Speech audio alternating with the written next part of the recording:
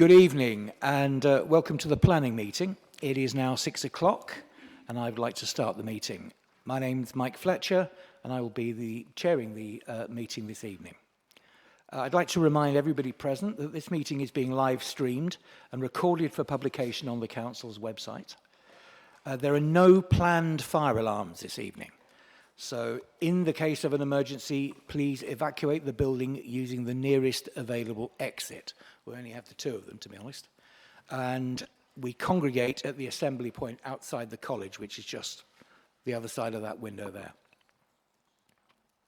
Okay, item 1 on the agenda.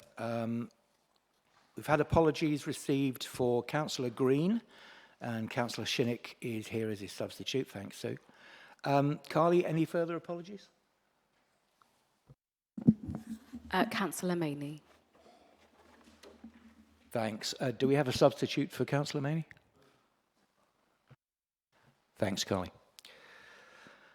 Right, item 2 on the agenda, items of urgent business. I've not agreed to any items of urgent business, so there won't be anything interrupting us there. Item 3 on the agenda, declarations of interest. So does anybody have any declarations of interest to make that might affect their hearing of any of the items tonight? I want to declare one, the first item. The people involved are friends of mine. I don't think I could be objective about that, so I will be standing down for that item. Kathy will chair. If that's okay with everybody? Good. Right, so that's item 3.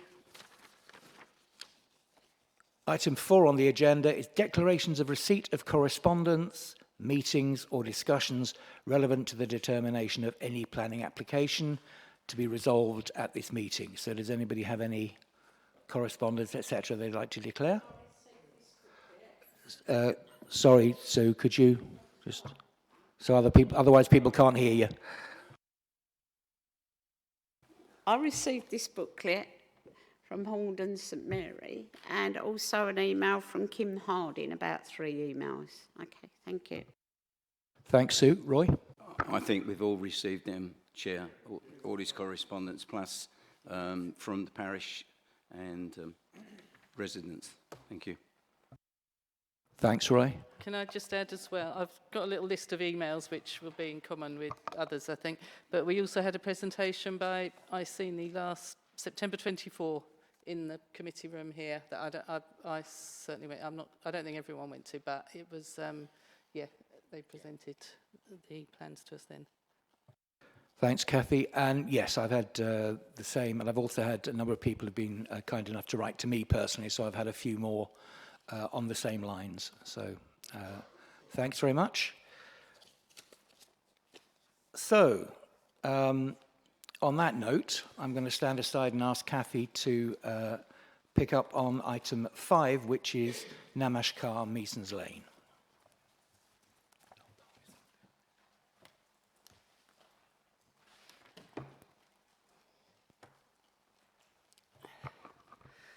Right, thank you. So this is item 25/01050 FUL, Namashkar Measons Lane.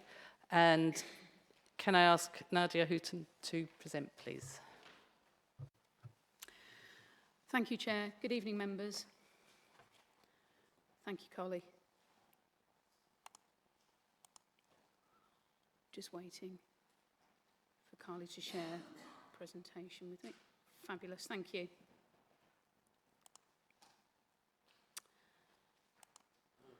So, members, this site lies on the west side of Measons Lane and is in a residential area.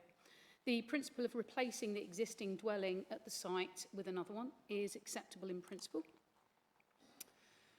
The dwelling's a 4-bed detached property with a double garage at the front of the site, and it sits within a street scene of generally larger detached or semi-detached properties which are 2 stories in height. The existing dwelling is one of a pair of properties which are similar in appearance. However, it's noted that there's a variety of house types and styles locally, including more modern style properties. Here are some images of the dwelling. So it's the front of the property and the garage, detached garage at the front. And and the rear of the dwelling and the rear garden. The proposal seeks to replace the existing two-storey hip dwelling, which features a pair of gables to the front, with a three-storey property where the third floor is contained within the roof space. This slide shows the difference between the front elevation of the existing and proposed dwellings. There would be a modest increase in height, with the ridgeline increasing by 1.2 metres. This slide shows the existing and proposed rear elevations, where you can see the rooms in the roof featuring a balcony across the rear. The flanks of the balcony would feature 1.8 metre high screens, preventing any direct or immediate overlooking or loss of privacy to neighbours. The replacement dwelling would not therefore result in any significant overlooking or loss of privacy or amenity for neighbouring properties in comparison to the existing one. These are existing and proposed flank elevations.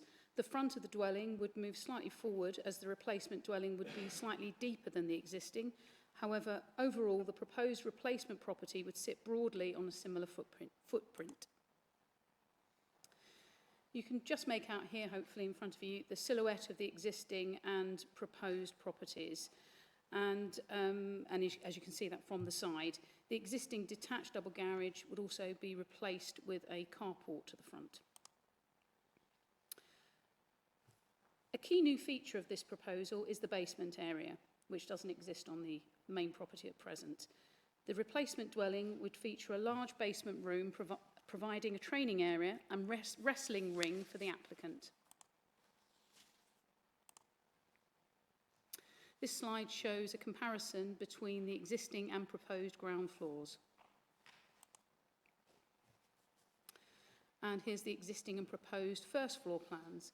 As you can see, the property would continue to provide 4 bedrooms on the first floor. The roof space would provide a larger room which would act as a 5th bedroom for the property. A cross-section is also shown in this slide featuring the basement area. It's noted that some of the comments received from local residents raised concern about the loss of a dwelling built not 30 years ago. The applicant has elected to submit this application, presumably as they wish to provide a better home for themselves, which they're entitled to do. There's no requirement to retain the property just because it's been built in recent years.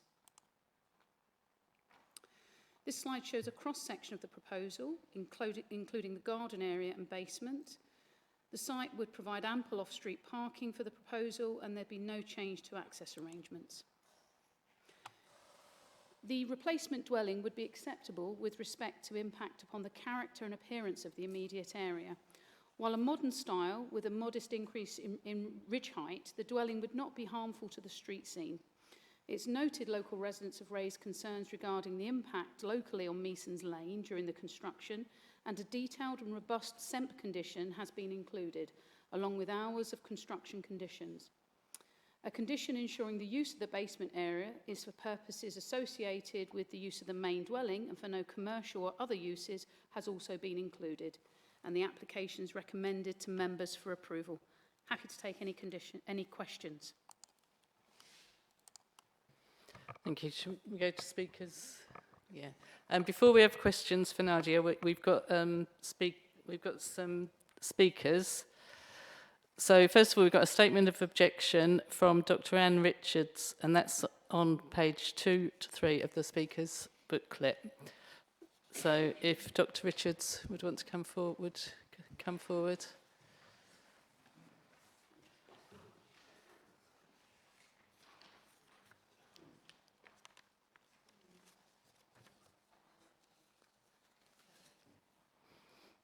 Thanks. So you'll have 3 minutes from when the clock goes up. Okay, thank you. Thank you very much for allowing me to make a statement here today. My name is Anne Richards, I live at the Crannies, and I am the next door neighbour.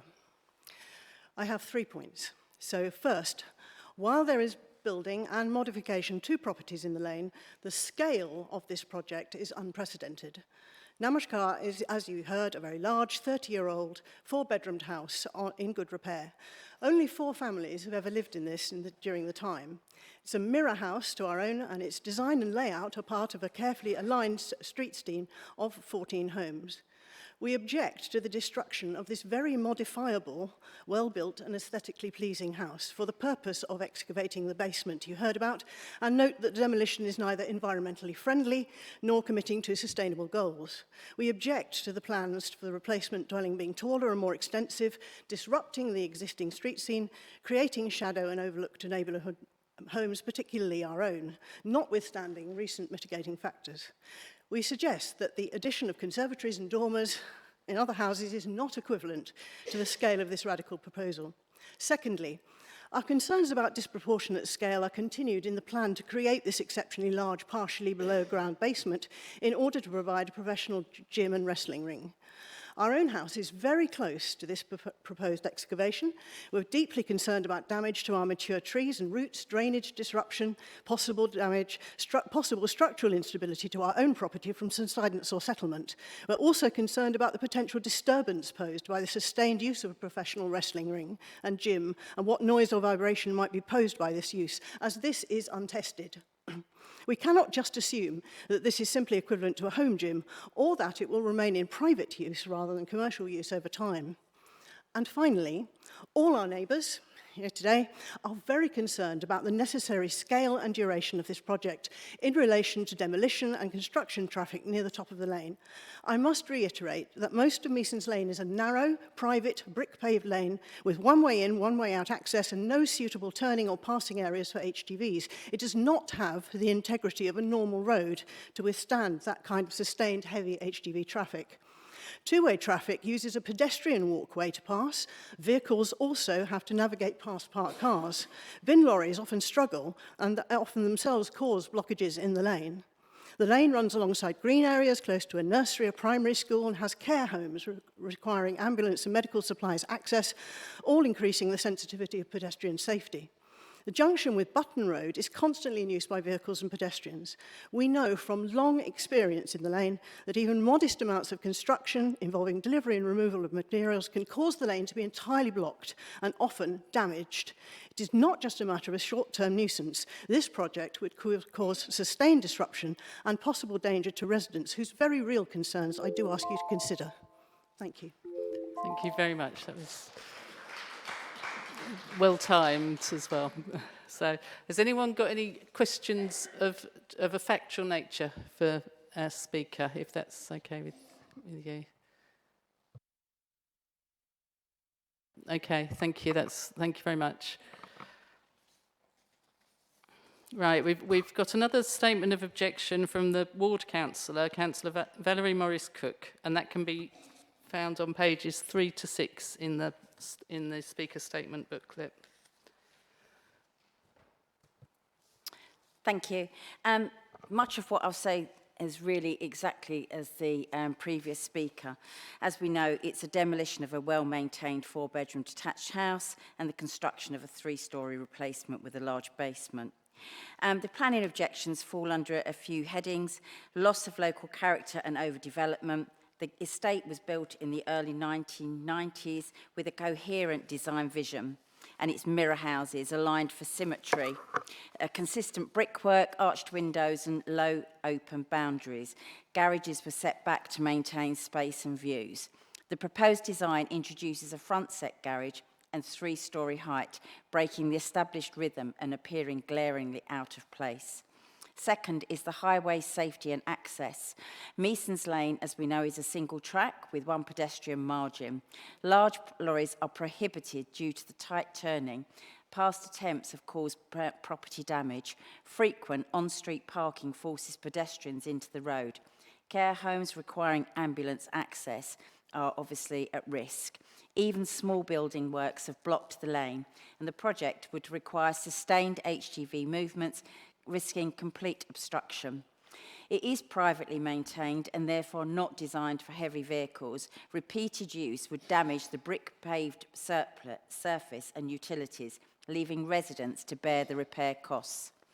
Basement excavation risk. The excavation in chalk near the neighbouring foundations raises stability and drainage concerns. Mature trees, TPOs, could be harmed. Badgers are active in nearby gardens. No ecological survey has been provided. The residential amenity. The houses are 6 to 8 feet apart. Demolition and excavation would cause noise, dust, vibration, and risk structural damage. Increased height, wraparound balconies could cause loss of light and intrusive overlooking. So, in conclusion, the proposal should be refused because it would cause material harm to the local character, highway safety, residential amenity, private infrastructure, trees, biodiversity, and the construction safety. It lacks essential technical evidence and management plans. So, the reasons for refusal: design and character harm, highway risks, infrastructure damage, basement risk, amenity harm, and no CPM.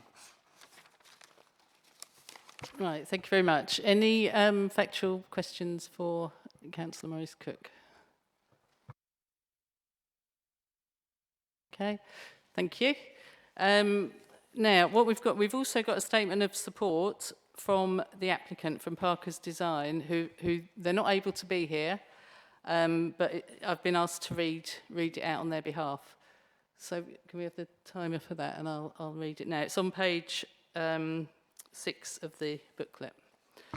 Right. We have prepared the following statement to present application 25/01050/FUL for the replacement dwelling at Namashka, Masons Lane, and to seek your recommendation for approval.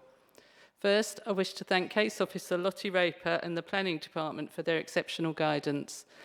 Through this collaborative process, we have incorporated all recommendations and agreed to all proposed conditions, resulting in a policy-compliant, high-quality scheme.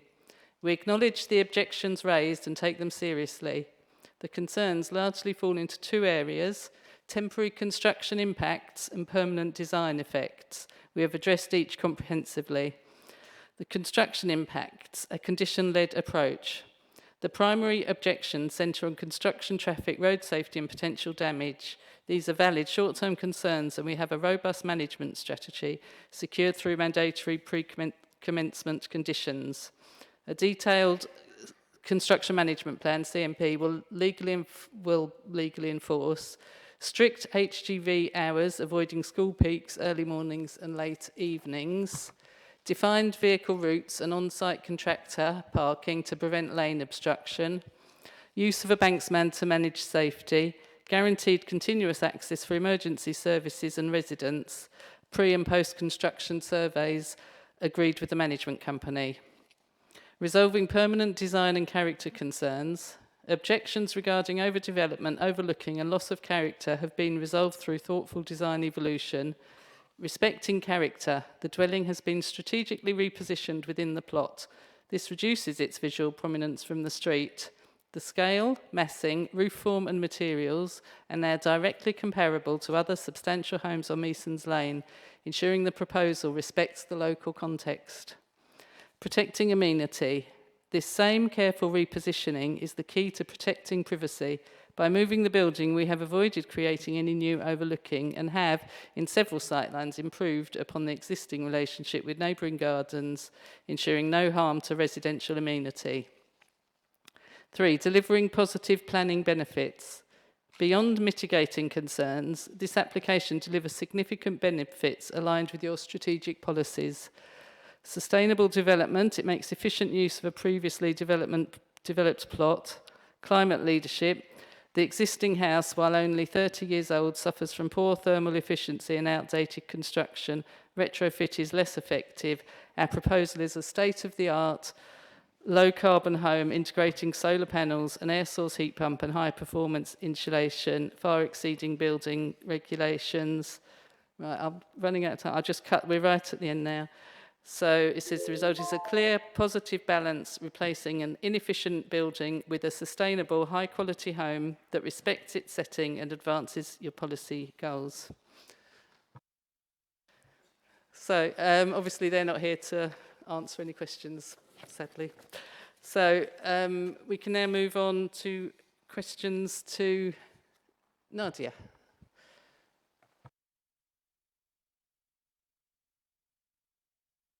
Councillor Jones.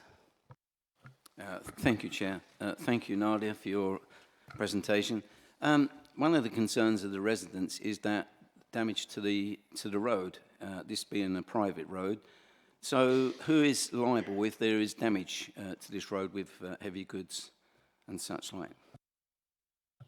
Through you, Chair, as it's not an adopted highway, it's quite right, it is a private road. It would fall to be a private matter between the parties involved, but I will draw members' attention to the SEMP condition on page 23. So condition 7F,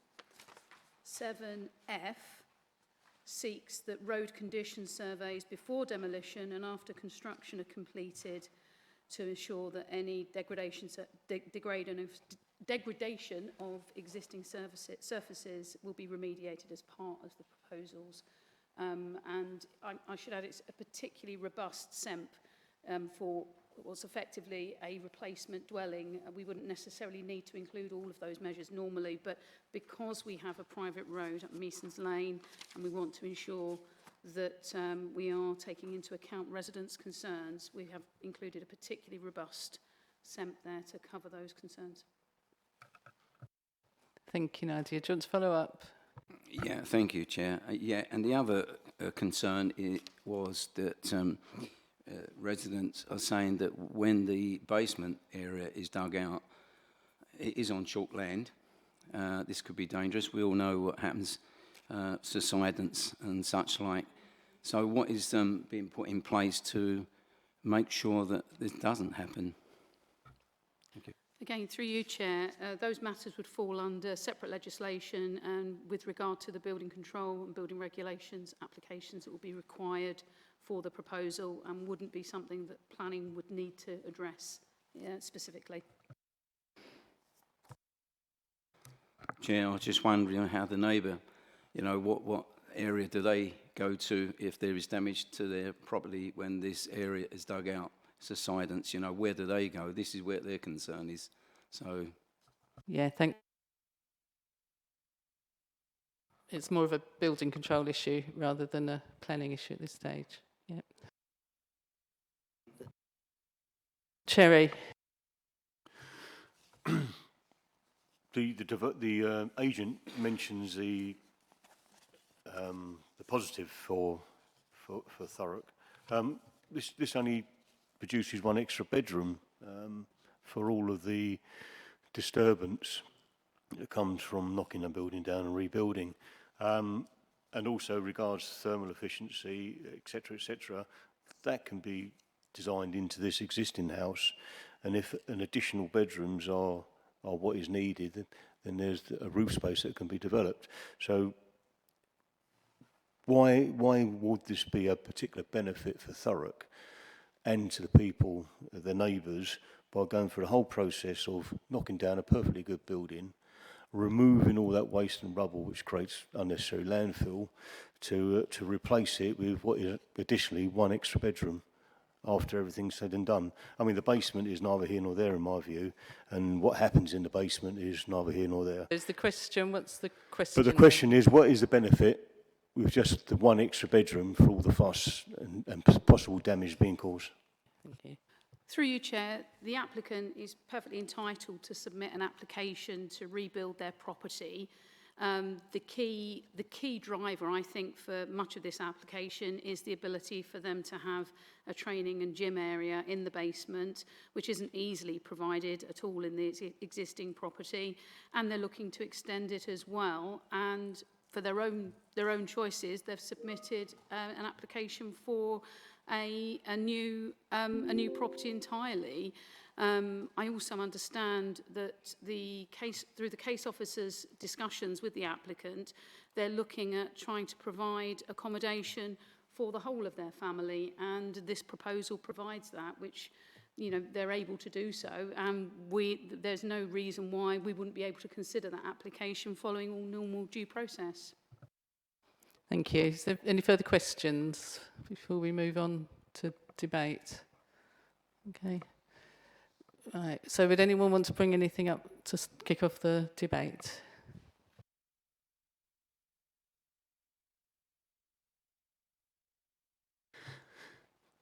Chair. Councillor Cherry.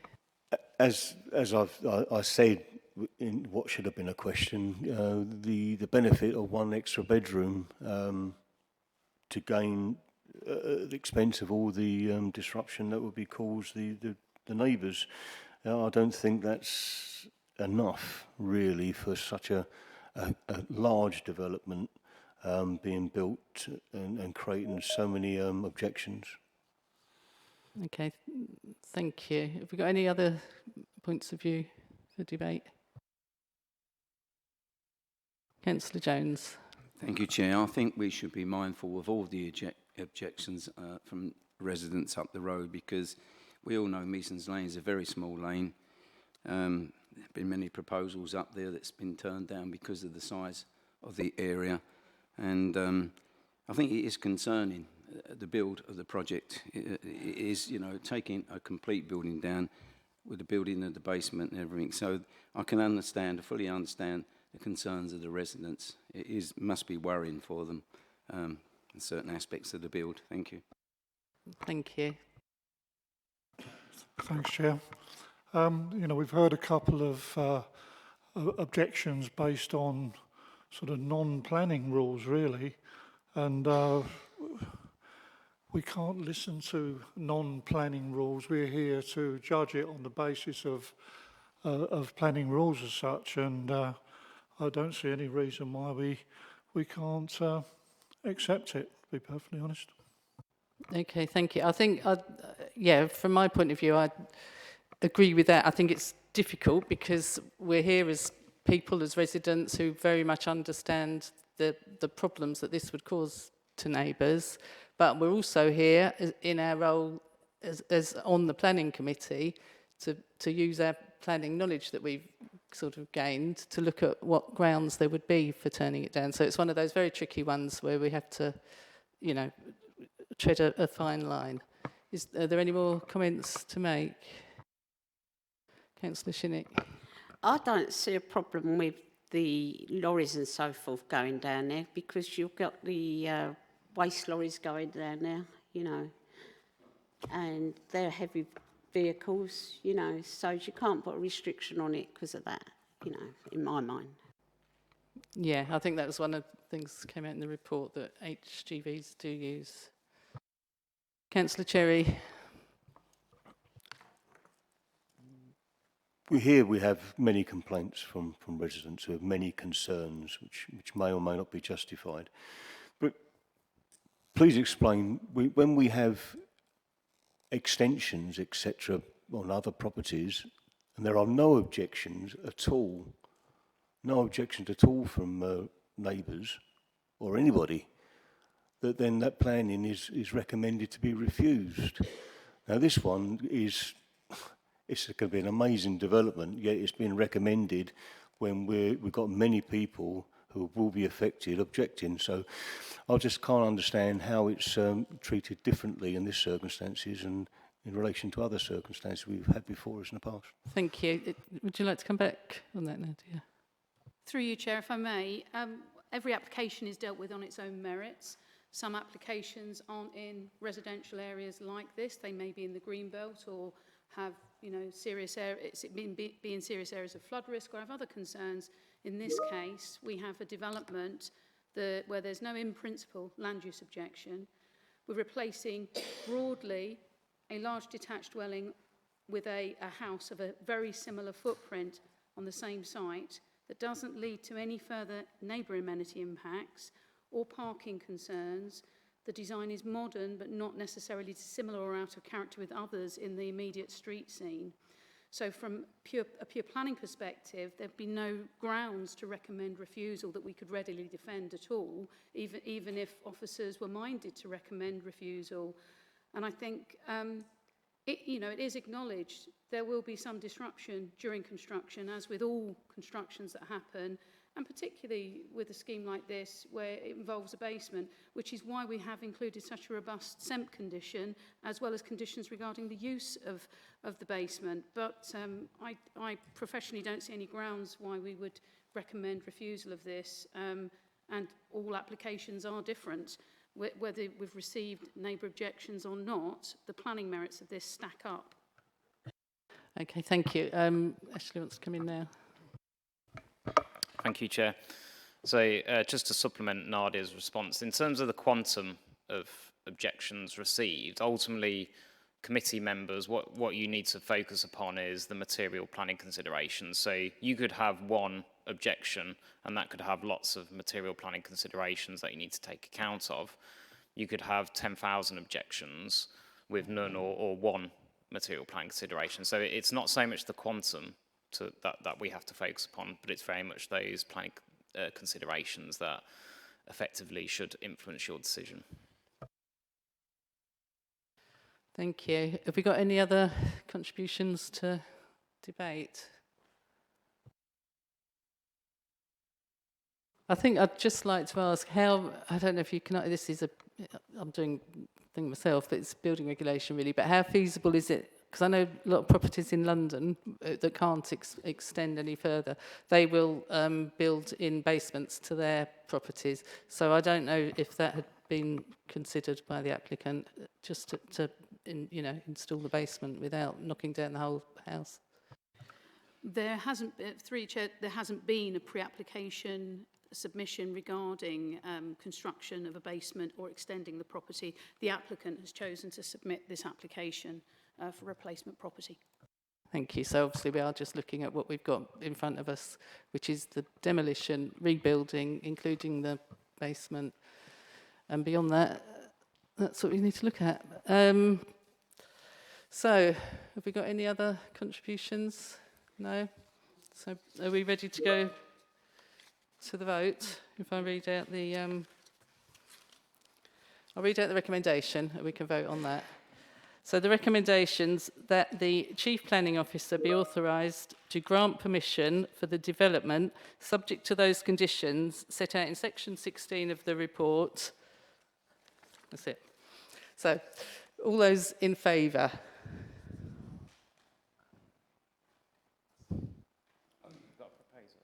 Oh, sorry, proposer. Yeah, sorry, Councillor Leachard will propose. Councillor Shinnick will second. Sorry. And then we'll go to the vote. All those in favour? Yeah. Carly got the... Yeah, let's wait for Carly. Yeah, and all those against? Yeah, so Councillor Cherry against. So that recommendation passes. Thank you. And I'll pass back to the Chair.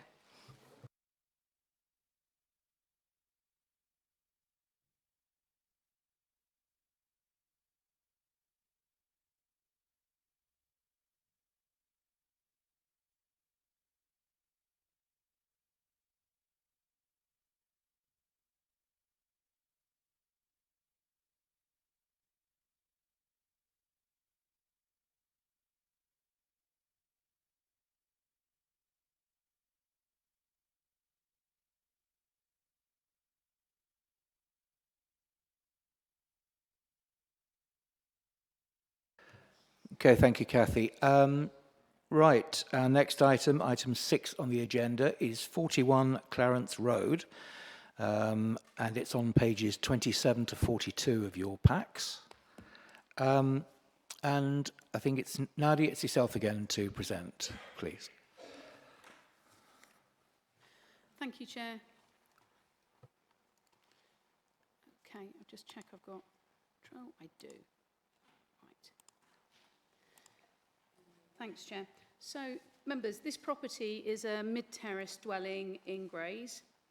The site lies just within flood risk zone 2 and is accompanied with a householder flood risk form as required by the Environment Agency, just by way of interest. The site comes with no off-street parking provision, which isn't uncommon for a terraced property in the centre of Grays. and there are no highway objections due to the lack of parking. Here are some recent images of the site, all taken from the rear access way and from the rear of the property.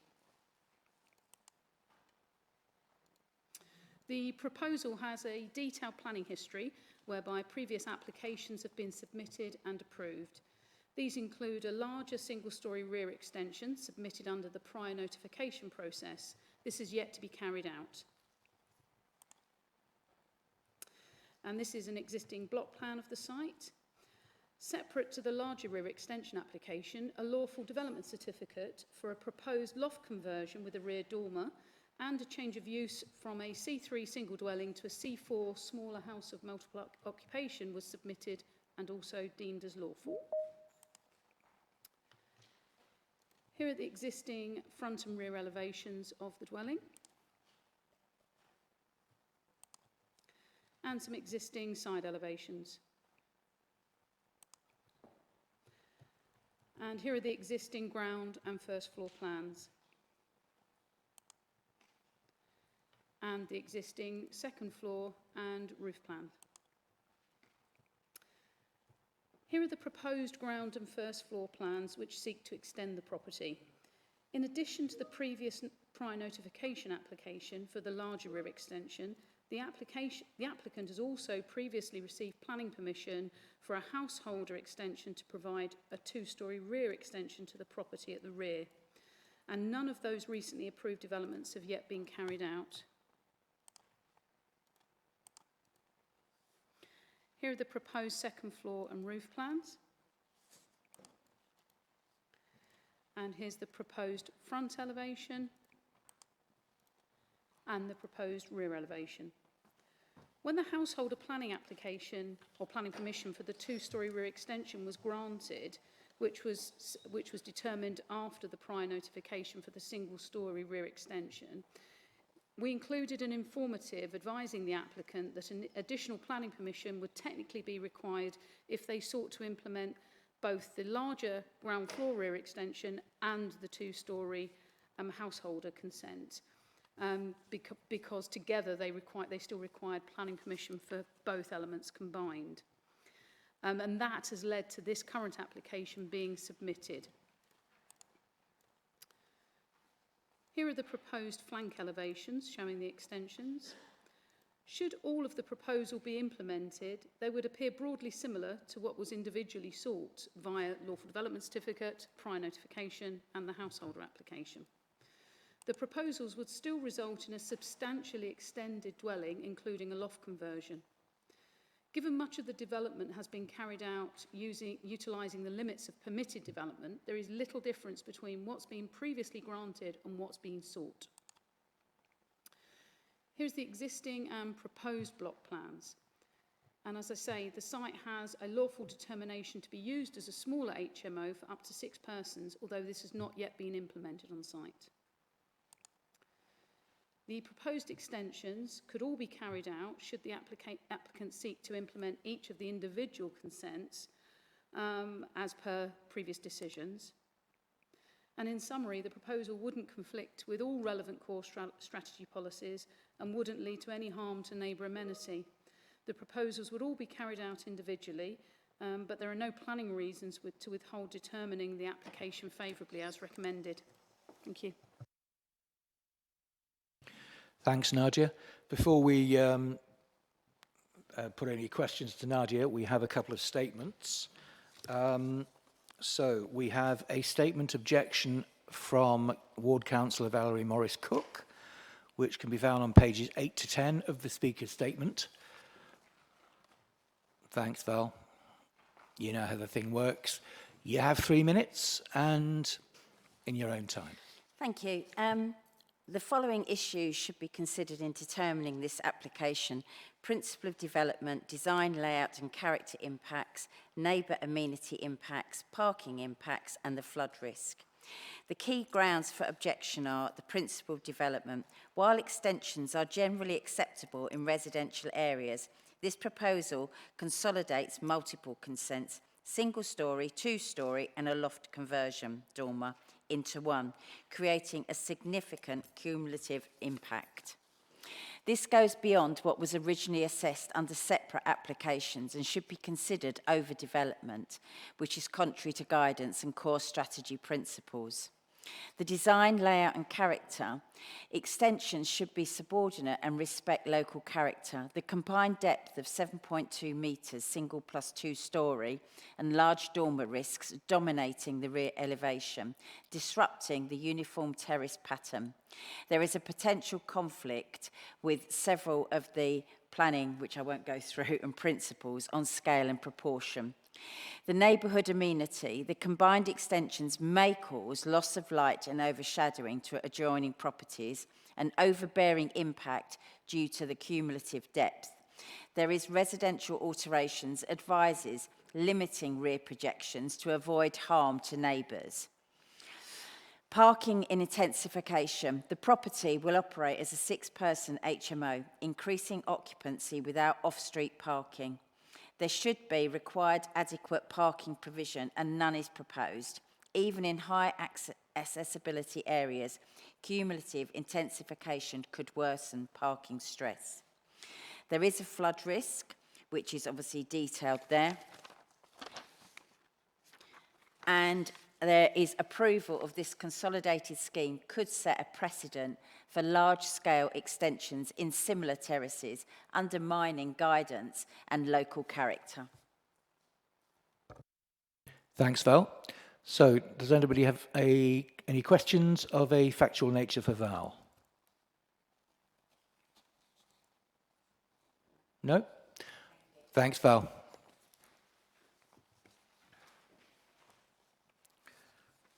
Right, so I'll just check. I believe the next statement is from David, thank you, from David Goodworth on behalf of the applicant.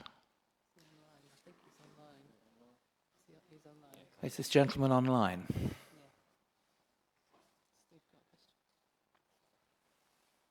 Sorry, before we come in, Steve.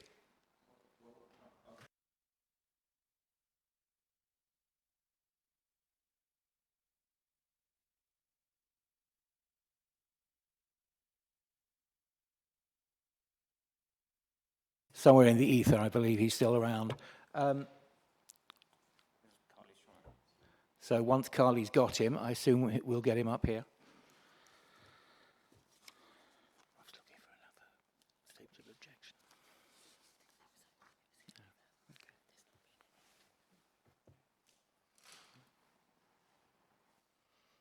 Is it possible he was waiting online? I just thought it was downstairs. But we do have him. We've got him.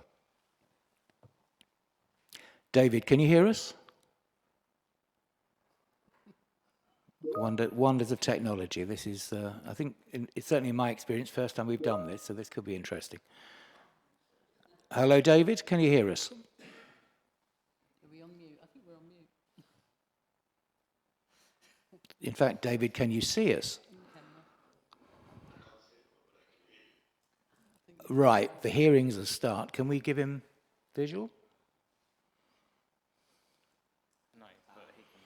Okay, well, main thing is we can hear you, David. So would you like to give us your statement, please? You have 3 minutes.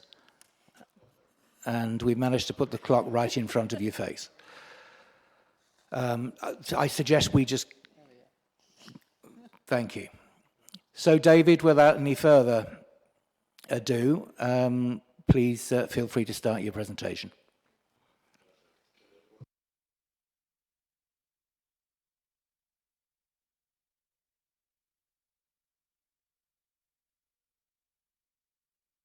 Deliver my show remarks in person. At home here, we're all extremely under the weather. Excuse my appearance as well. The show statement submitted in support of the household application at 41 Clarence Road. The proposal is for part single, part two rear extension along with a loft conversion and rear dormer. The aim of the previous already approved application is to create some additional usable living space for the household in a way that is in keeping with the existing property and character of the surrounding area. The changes will allow the house to function properly as a family home, providing the Sorry, David, we're finding it a little bit difficult to hear you. Is there any possibility you can push up the volume at your end? We have, by the way, got this in writing, but obviously, if we're going to listen to David's presentation. We need to be able to hear it. Can you try again now? Should I speak up? Should I speak louder? Is this better? That's great, actually. That's an improvement. Thank you. All right. I will be screaming through my house. Hope I don't wake up anyone. Should I start again, or should I just continue where I was? Just from where you are, David. No, I'll start again. Start again? Yeah. All Yes, right. sorry. Overall, start again. Yes, please.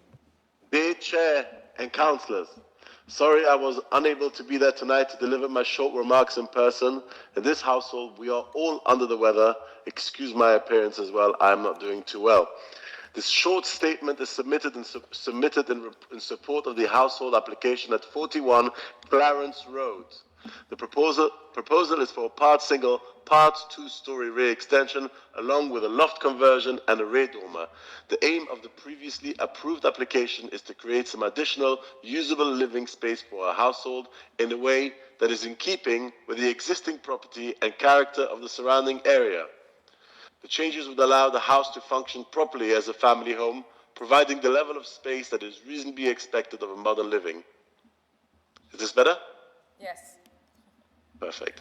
The main reason for submitting this application is to bring together a number of elements that already have permission into one application.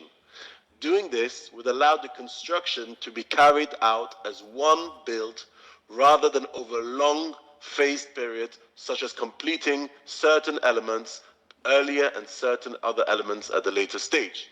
This would help reduce overall build time, cost, and importantly, limit disruption to neighbors by avoiding prolonged period of noise, dust, and general disturbance, and a continuous stop and start on site. Most of what is being proposed has already been granted under multiple existing permissions and could be implemented at any time.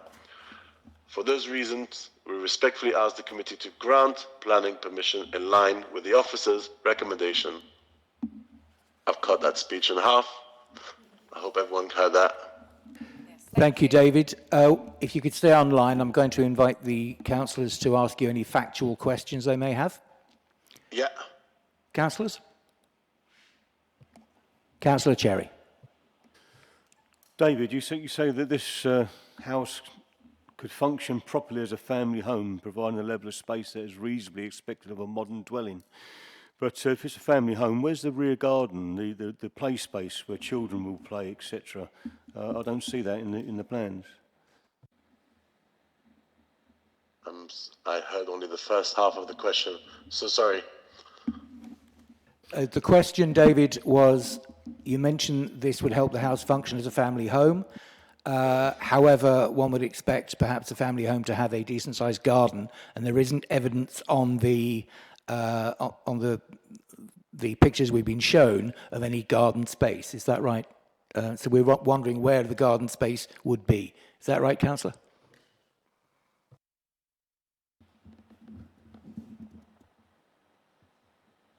Did you hear that? Did you hear that one, David? But then he asked the councillor if that's what he meant. That is basically, yes. I've just basically repeated his question for you. Yeah. So am I to answer now? Yes. Okay. Please do. So yeah. So I'm aware that it eats into a large part of the garden, and the prior approval, the 6-meter application that has been approved, which underlies this application, may or may not be implemented in full.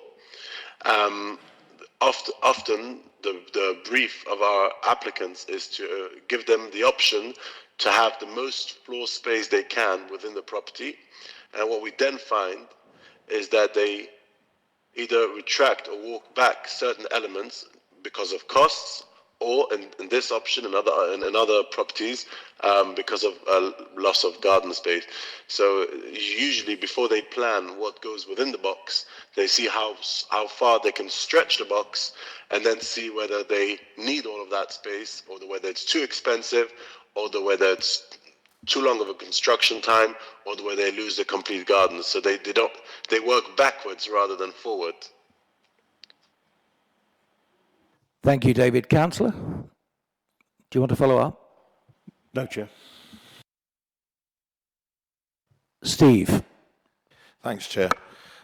David, one of the things that it says in your statement, and I heard you say, was that it's about extra living space for the household and a family home, but I was under the impression from the previous speaker that it's an HMO licence.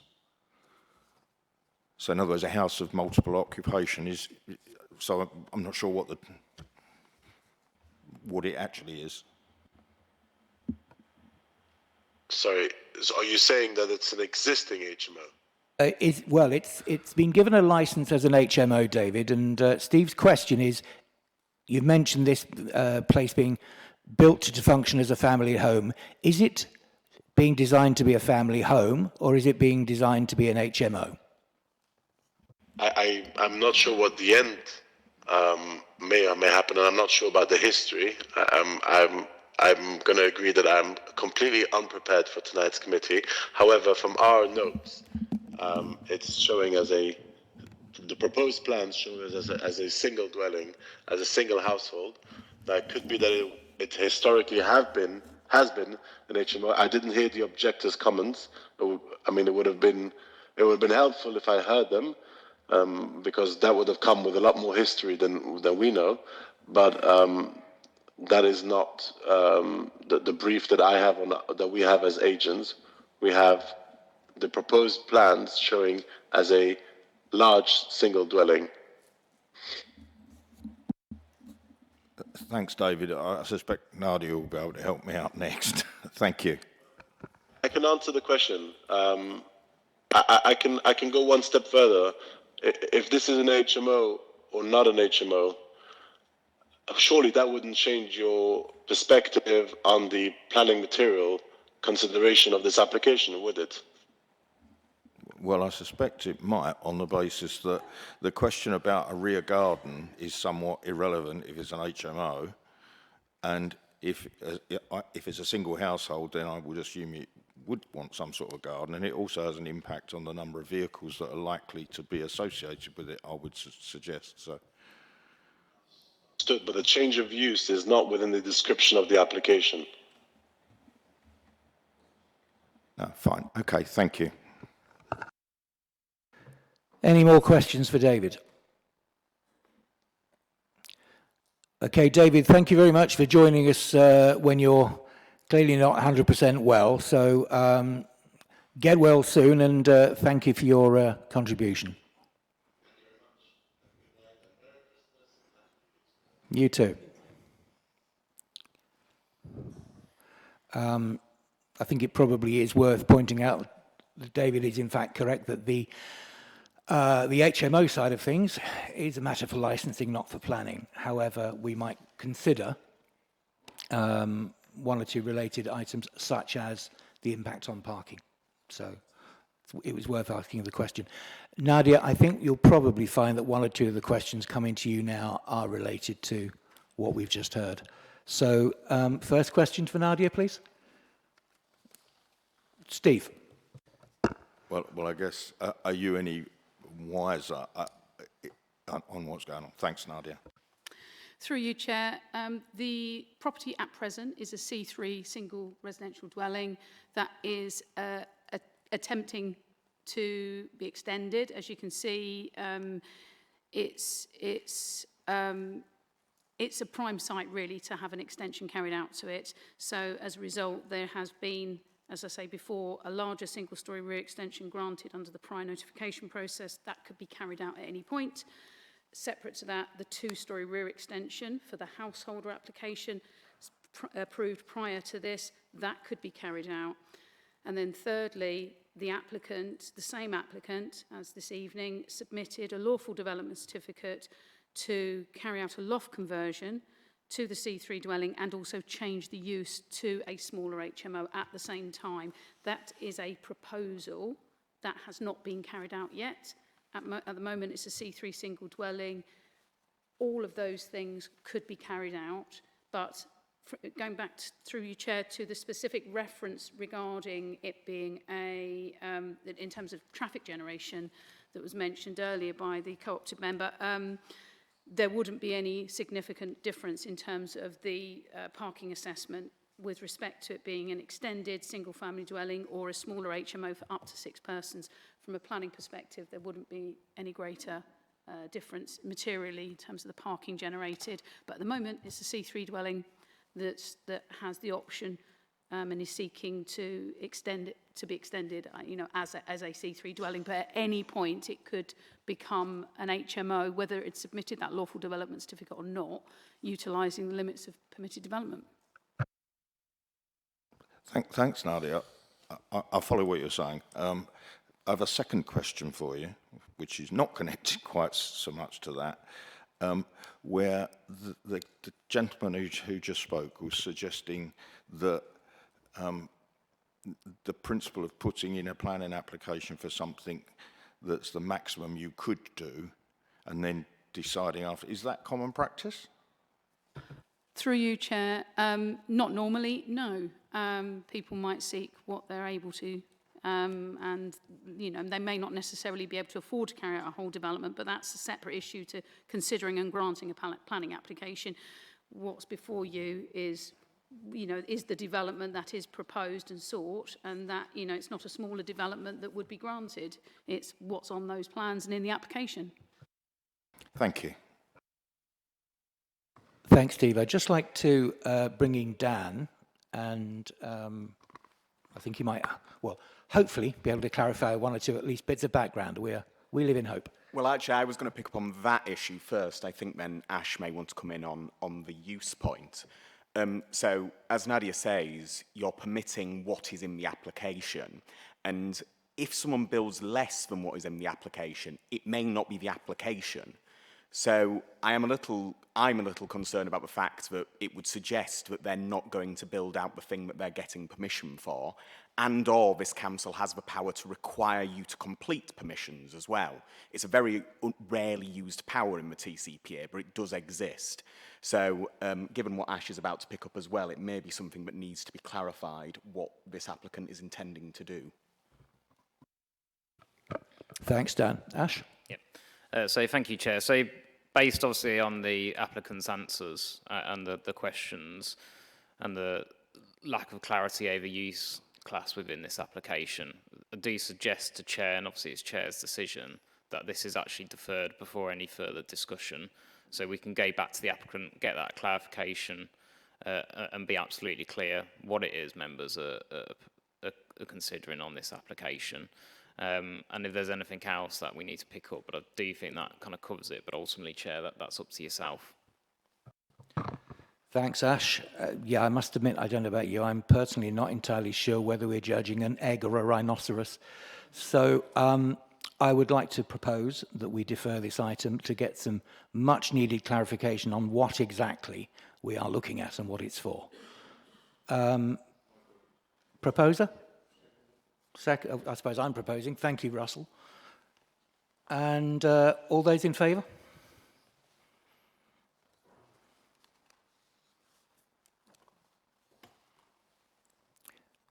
Thank you, folks. We will get back to the applicant, get some clarification, and that will come back to a future meeting.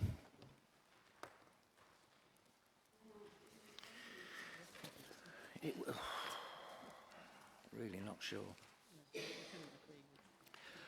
Right, this brings us to item 7 on the agenda. Now, before we go to item 7, I just want to check, everybody happy to continue through? No natural breaks required? We've been going for about an hour. Right. So, item 7 on the agenda is West Horndon, land south of the borough boundary and east of Dunnings Lane. And it's, I believe, William Allwood will present for us. Thanks, William. Thank you, Chair. As you say, this application 24/01051 out, land south of the borough boundary, east of Dunnings Lane, West Horndon. The full description of the application is found, well, I can read it out to you if that would be useful. So it's an outline plan application with all matters reserved except for access for the creation of a phased new settlement and multimodal transport hub, delivering improvements to West Horndon Station, safeguarding land to facilitate future access to the southern platform of West Horndon Station.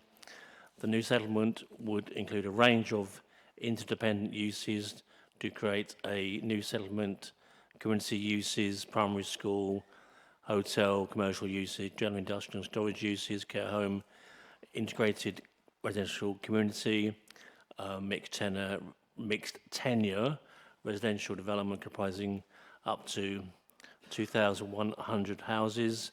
50% of those houses will be affordable houses.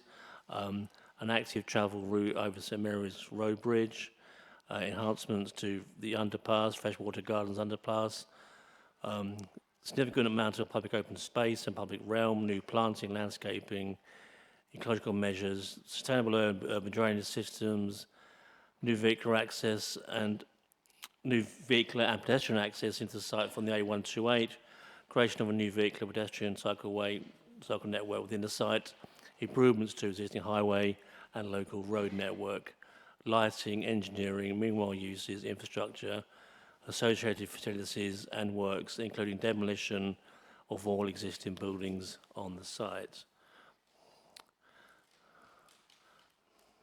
Do I just, how do I?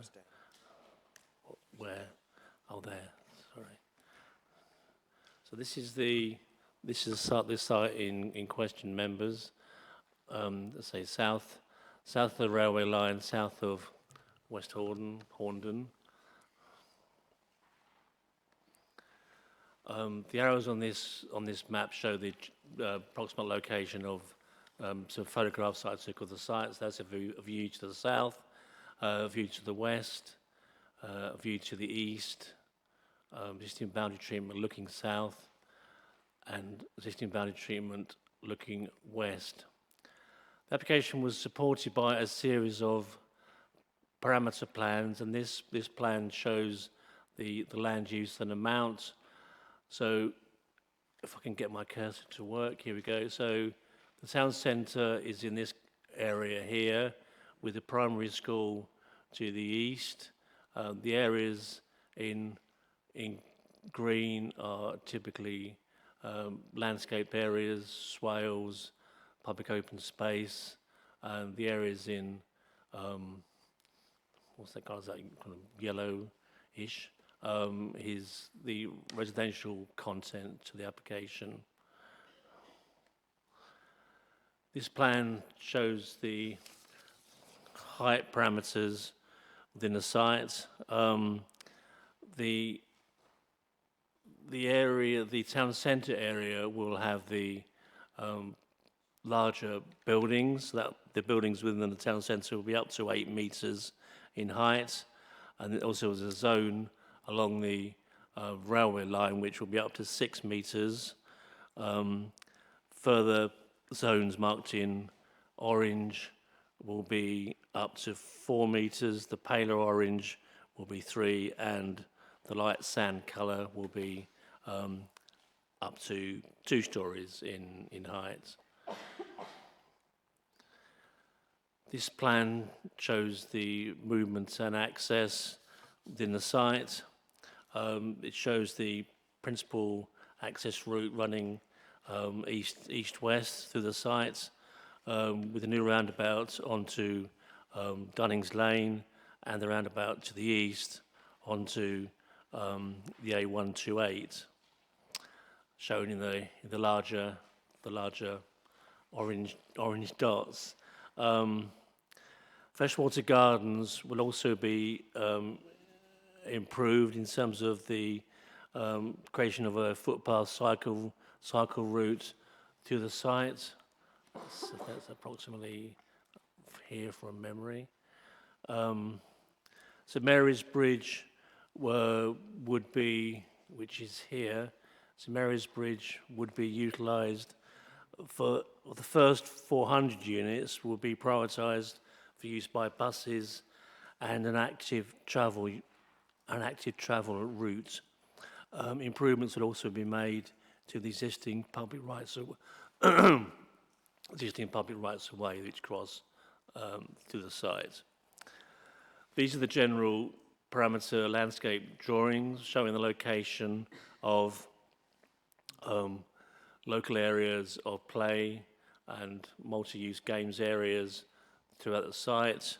The proposal also includes neighbourhood greens, it includes swales, flood storage areas, allotments, orchards are also included to the south and east of the site.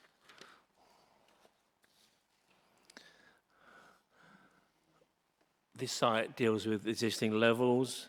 The areas, the levels vary between 6.5 to 10.5 metres in height across the site. And this is the proposed levels, with the lower parts of the site which remain roughly the same, with some increase in height to the north and northeast of the site.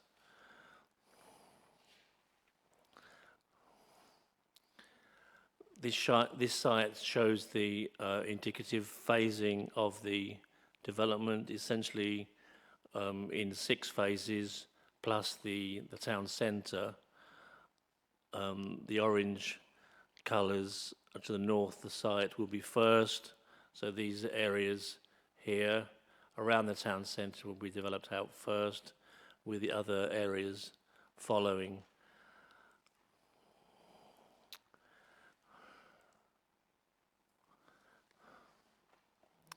This is the illustrative master plan of the site, which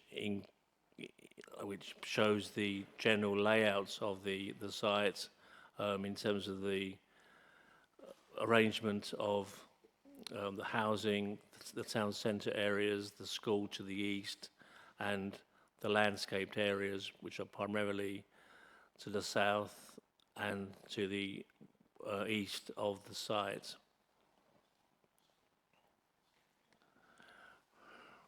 This is the demolition plan. There are a couple of stable buildings here and here to be demolished as part of these proposals.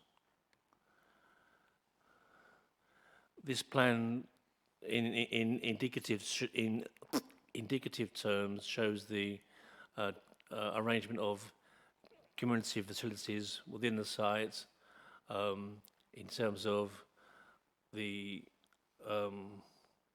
school and other uses within the site.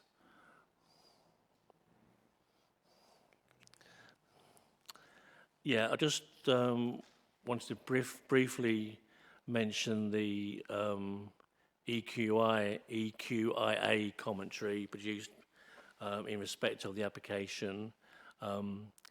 Members should be aware that the supporting statement submitted within the application includes assessments and graphical data illustrating the demographic profiles of Thurrock, and in some instances Brentwood, covering factors such as disability, health, age, deprivation, and economic and labour characteristics. The document also provides commentary on measures intended to address social and health inequalities with particular relevance to the identified priority groups. Having reviewed the applicant's supporting documents, the Council is satisfied that the potential impacts on persons with protected characteristics have been appropriately considered. In exercising the duties under Section 149 of the Equalities Act 2010, the Council has had due regard to the public sector equality duty and is satisfied that the proposal does not give rise to any identifiable equality conflicts.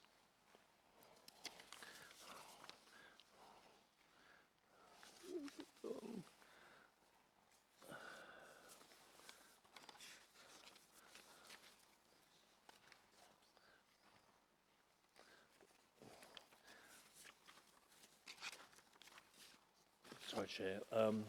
I just also wanted to briefly mention that Sport England have made a request for both on and off-site provision of the development is providing on-site, and they're seeking off-site improvements as well to secure improvements to rugby union, hockey and swimming pools locally. Discussions are ongoing with the applicant on those matters and how they can be best provided.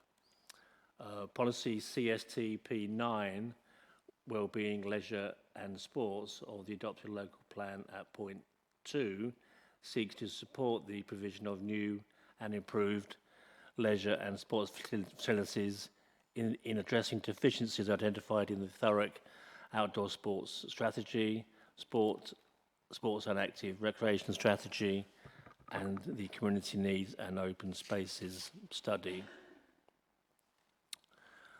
I'll just finish off with the slides, if I may. So this is sections through the site. So this is sections AA.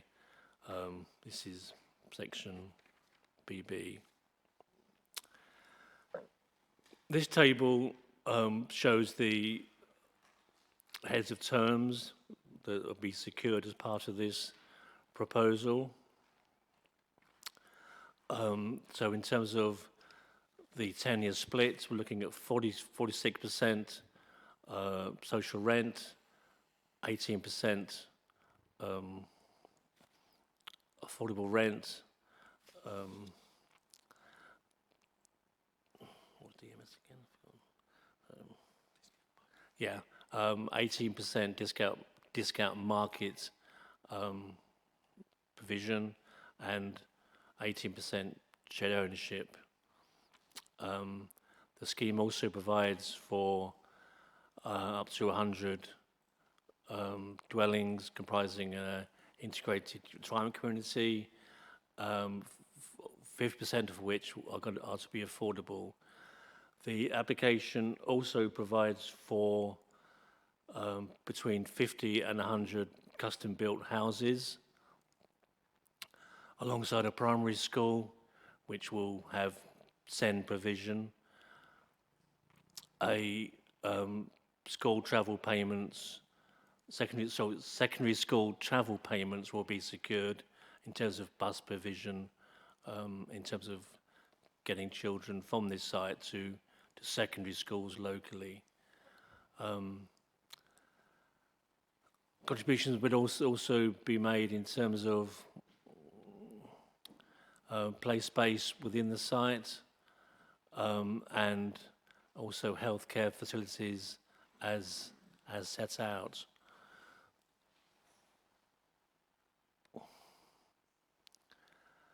There'll also be a new bus stop within to the north of the site, and delivering improvements to St Mary's Lane Bridge.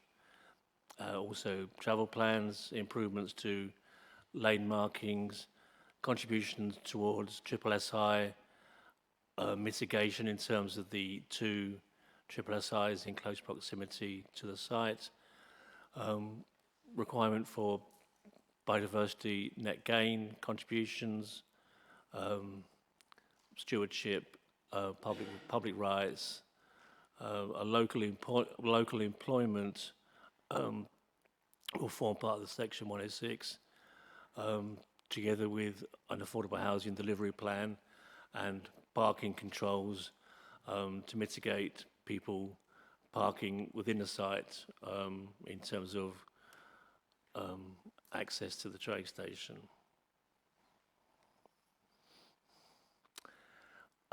If I may, I just wanted to quickly talk through the issue of the grey belt. The site is grey belt. Development of the site would not, in officers' opinions, undermine the purposes of the remaining green belt across the plan area. The total area of the application site is just over 104 hectares. However, 50% of the site will remain undeveloped, comprising open space, biodiversity net gain, as well as green and blue infrastructure. The application site area comprises approximately 0.87 of green belt within the borough, and would there not fundamentally undermine the purposes of the remaining green belt across the plan area. In terms of very special circumstances identified, the development will provide for 2,100 homes against the backdrop of consistently failing the housing delivery tests, as well as the absence of 5-year housing land supply within the borough. As I advised earlier, 50% of the homes within the site, just over 1,000 homes, will be affordable in the context of just 60 affordable housing per year across the borough in recent years. Older care provision will also be provided within the site, together with the delivery of custom-built homes.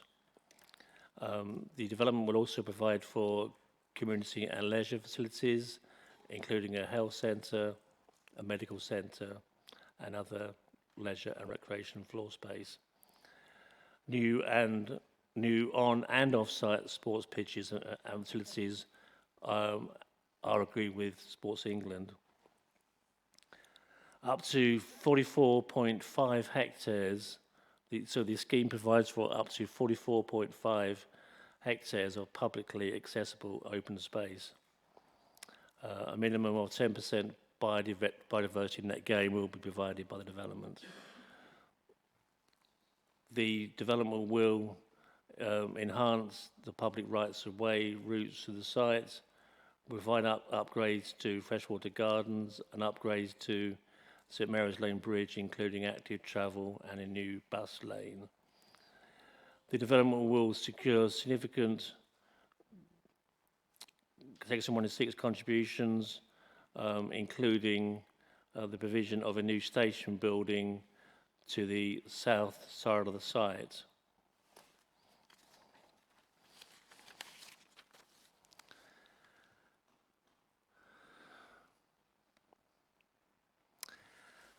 In summary, Chair, it is accepted and understood that the application has resulted in significant public objections locally.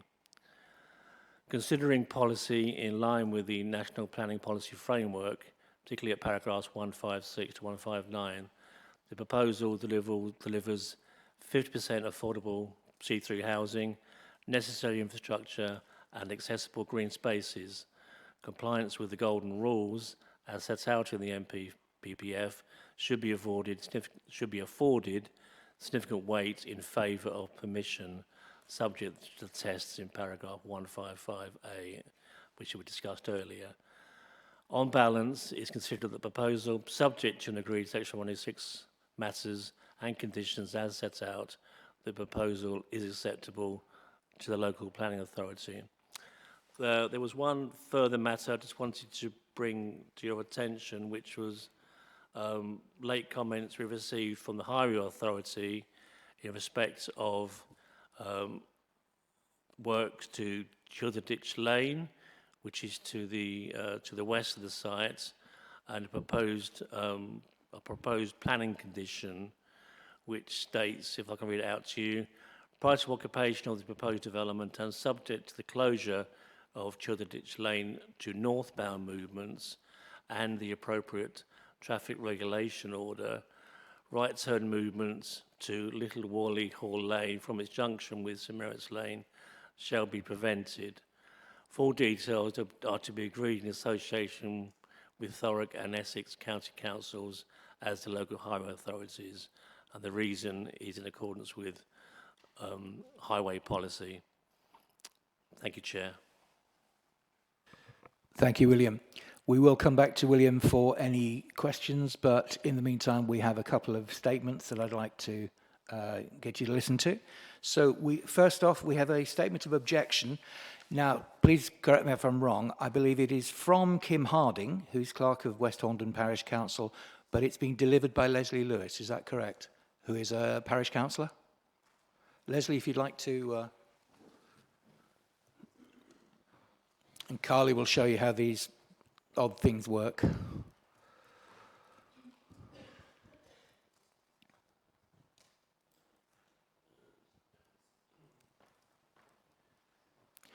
So what we'll do, Leslie, is we'll ask you to make your statement. We'll give you 3 minutes for that, and then I'll ask the committee if they have any factual questions for you. So, in your own time. Good evening. I speak on behalf of West Horndon Parish Council and its residents to strongly object of this planning application. This proposal directly conflicts with the core purpose of Greenbelt policy. The land plays a vital role in preventing urban sprawl, safeguarding the rural character of West Horndon. As such, it constitutes inappropriate development of Greenbelt, not Greybelt, and it should be refused unless very special circumstances exist. In this case, none have been demonstrated. There is no need for additional housing here, as existing and planned developments nearby already meet local needs. The application also fails to justify the loss of protected Greenbelt land, particularly when alternative brownfield sites are available. Approval would set a harmful precedent, eroding long-established protections and encouraging further incremental development. Beyond Greenbelt harm, the proposal raises serious concerns about infrastructure sustainability. Local roads, including the A127 and A128, already experience congestion, and public transport is extremely limited. Additional traffic, including traffic to major shopping zones like Lakeside, Brentwood and Basildon, would worsen highway safety risks and increase vehicle-generated pollution. Local schools, healthcare, drainage and utilities are already under pressure, with no secured mitigation offered. The environmental impact is significant. The site contributes to biodiversity, natural drainage and local green corridors. Development would cause permanent loss of this open countryside, increase surface water runoff and reduce biodiversity, contrary to both national and local environmental policies. Importantly, this application does not reflect the views of the local community. Residents have consistently raised concerns about the scale, location and long-term harm. Planning decisions must respect local voices and follow sound policy. Finally, the cumulative impact must be considered. Each approval on Greenbelt land weakens protection and makes future refusals more difficult. This development would accelerate the gradual urbanisation of West Horndon and surrounding villages. In conclusion, this proposal is unsustainable, harmful and contrary to national and local planning policy.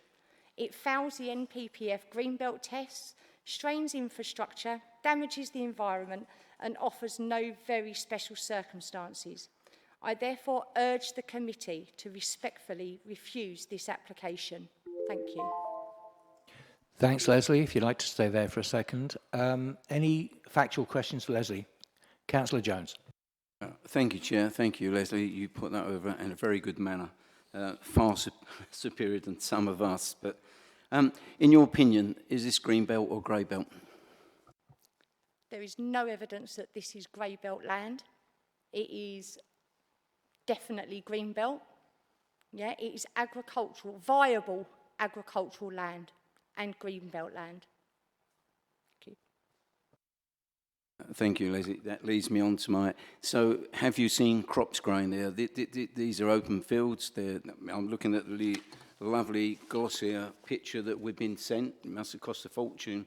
And it's done me a favour, really, because I'm looking at these pages and I can see, well, you can see the ground's been developed. It's been growing produce, isn't it? The ground's been used for agricultural use. So in the last few years that I've lived in the village, I've enjoyed numerous walks across this land, and at various different stages, different times of the year, there have been different produce has been grown. And when we lose it, we can't get it back. Yep, one more, right? Thank you, Chair. Do you know the population of West Horndon, Leslie? There are 761 properties in West Horndon, which is about 2,500 people. I believe it's about 2,600 people. Yeah. Thanks, both. Any further questions? Councillor Cherry and then Steve. They've mentioned it's grey belt, but has there been an explanation to you how it's grey belt in their opinion? In all honesty, even as a parish councillor, I have had very, if little, information from anybody on this. Thank you, Chair. Thanks, Russell. Steve? Thanks, Chair. I'm aware of, but I don't know any of the details because it doesn't fall under Thurrock, but going across the 128 towards Langdon, there's a development that's been planned there, which I think is called a garden village or something, which is, I'm not sure how that works as against garden cities, but it's the same sort of principle. Do you know when has it been passed and is that going to happen? Thank you. So that is Dunton Hills Garden Village. That has gone through planning with Brentwood Borough Council. That proposal is to deliver in the region of 4,100 dwellings, which more than meets the needs of the local community. Thank you, Leslie.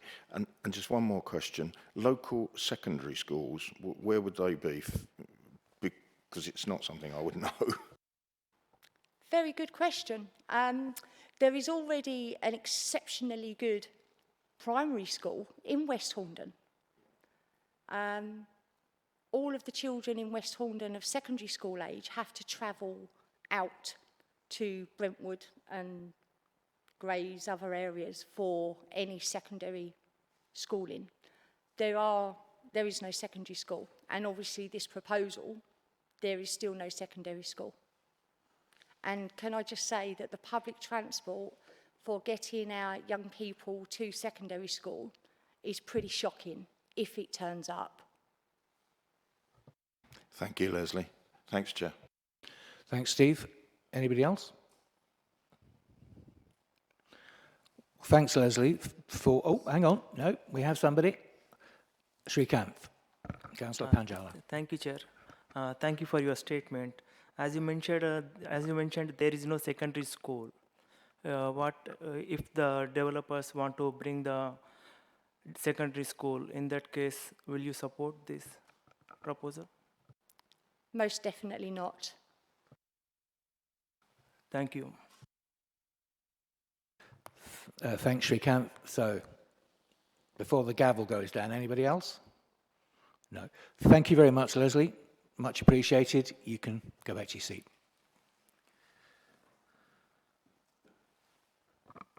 We now have a second statement of objection from Ashley Heller from Essex County Council. Ashley, are you there?